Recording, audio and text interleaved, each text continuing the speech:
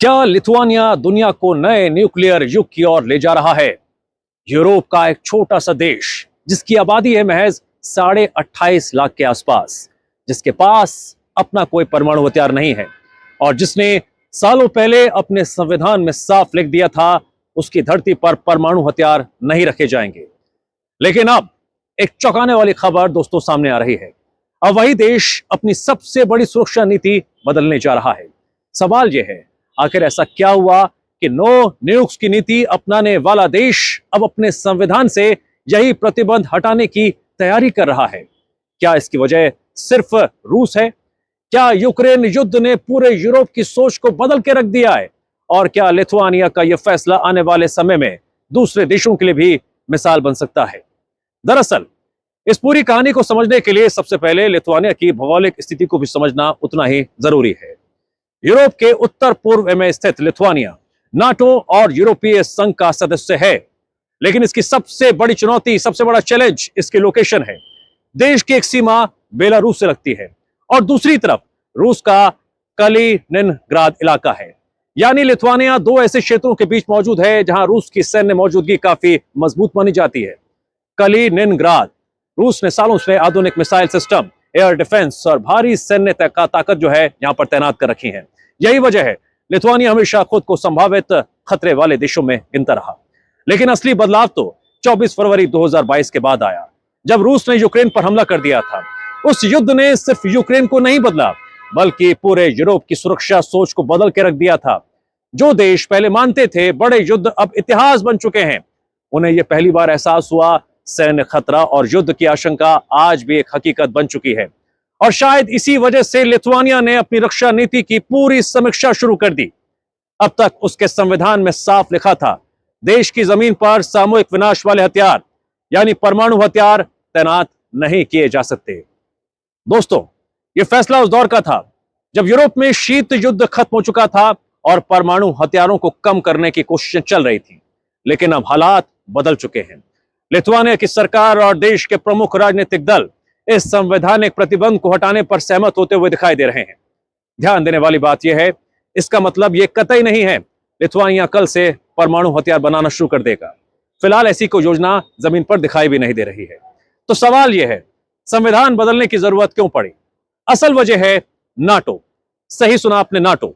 अगर भविष्य में नाटो यह फैसला करता है कि उसकी सामूहिक सुरक्षा के लिए कुछ परमाणु हथियार लिथुआनिया में तैनात किए जाए, तो मौजूदा संविधान इसकी इजाजत नहीं देता। यानी आज की बाधा भविष्य के विकल्प को क्लोज कर सकती है। सरकार के मुताबिक दुनिया तेजी से बदल रही है, ऐसे में सुरक्षा नीति भी बदलनी होगी, कड़े फैसले लेने होंगे। भविष्य में क्या हालात बन जाए कुछ पता नहीं, कोई भी नहीं जानता। इसलिए सभी विकल्प खुले रखना जरूरी है। लिथुआनिया खुद न्यूक्लियर पावर नहीं बनना चाहता, लेकिन अगर कभी नाटो को जरूरत पड़े तो वह ना कहने की स्थिति में ना रहे, यह भी उसके लिए जरूरी है, यही सोच रहा है वो। यानी यह फैसला हथियारों से ज्यादा रणनीति का नजर आ रहा है। लेकिन इस फैसले ने पूरे यूरोप में एक नई बहस जरूर छेड़ दी है। कुछ रक्षा विशेषज्ञों के मुताबिक रूस के सामने मजबूत प्रतिरोध खड़ा करने के लिए ऐसे कदम उठाने जरूरी है। दूसरी तरफ सोच यह है, कई विश्लेषक यह कह रहे हैं, अगर ज्यादा देश इसी तरह अपने संविधान बदलने लगे तो यूरोप में परमाणु तनाव पहले से कहीं ज्यादा बढ़ जाएगा। अब सवाल यह उठता है, क्या लिथुआनिया ऐसा सोचने वाला अकेला देश है?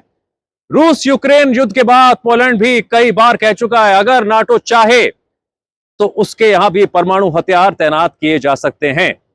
हालांकि पोलैंड खुद परमाणु हथियार विकसित नहीं कर रहा है, लेकिन वह नाटो की न्यूक्लियर मौजूदगी बढ़ाने का समर्थक जरूर है।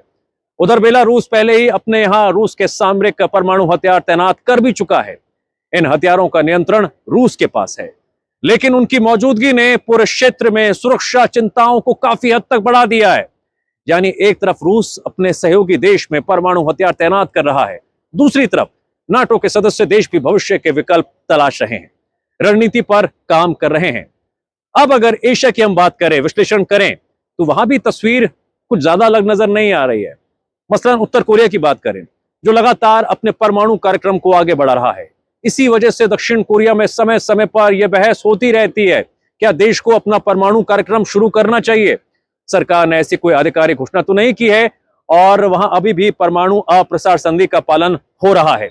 जापान भी आधिकारिक तौर पर परमाणु हथियार बनाने के खिलाफ है, लेकिन चीन की बढ़ती सैन्य ताकत और उत्तर कोरिया के मिसाइल परीक्षणों ने वहां भी सुरक्षा को लेकर नई नई चर्चाएं शुरू कर दी हैं। यानी दुनिया के कई हिस्सों में एक जैसी सोच पनप रही है, दिखाई दे रही है। आज ज्यादातर देश परमाणु हथियार नहीं बना रहे, लेकिन क्या वे अपने विकल्प बंद भी नहीं करना चाहते या नए विकल्प तलाश रहे हैं? और शायद सबसे बड़ा यही बदलाव है। पहले सवाल होता था, चर्चा होती थी, क्या परमाणु हथियार बनाए जाएं? अब सवाल यह हो गया है, अगर भविष्य में जरूरत पड़ी तो क्या हमारे पास विकल्प मौजूद होंगे? और इसी सोच का सबसे बड़ा उदाहरण आज लिथुआनिया बन चुका है, क्योंकि उसने दुनिया को यह संदेश दे दिया है कि बदलते सुरक्षा माहौल में पुराने नियमों से काम नहीं होगा, अब नियम बदलने पड़ेंगे। तो फिर क्या यह माना जाए लिथुआनिया का यह फैसला सिर्फ सुरक्षा के लिहाज से एक एहतियातन कदम है, या फिर यह दुनिया में शुरू होने वाले नए न्यूक्लियर दौर की पहली चेतावनी भी है?